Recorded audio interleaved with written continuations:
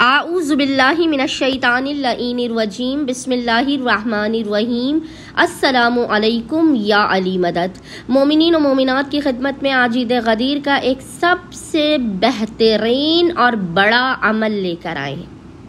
अक्सर मोमिनीन ये सवाल करते हैं कि ईद गदीर का सबसे बेहतरीन और बड़ा अमल कौन सा है, तो आज मोमिनीन को बताएंगे कि ईद गदीर का सबसे बेहतरीन और बड़ा अमल जो है, जो बेपनाह सवाब और अजर अजीम का मालिक है।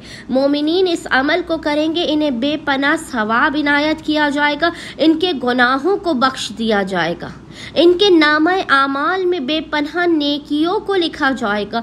खुदावंद मुताल इन्हें अपने खजानों से बेपनाह अता करेगा। इस अमल की बेपनाह फजीलत बयान की गई है और वो मोमिन या मोमिना फ़ुक़र से अमान में रहेगा। खुदावंद मुताल उसे अपने खजानों से बेपनाह अता करेगा। बस मोमिनीन ने करना यह है कि ईद अल्लाह अकबर, ईद गदीर 18 ज़िलहज के दिन जो अफजल तरीन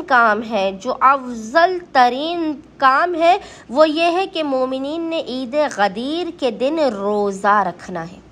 ईद गदीर का सबसे अफजल तरीन काम ही ईद गदीर के दिन रोज़ा रखना है। सबसे बड़ा और बेहतरीन ये अमल है।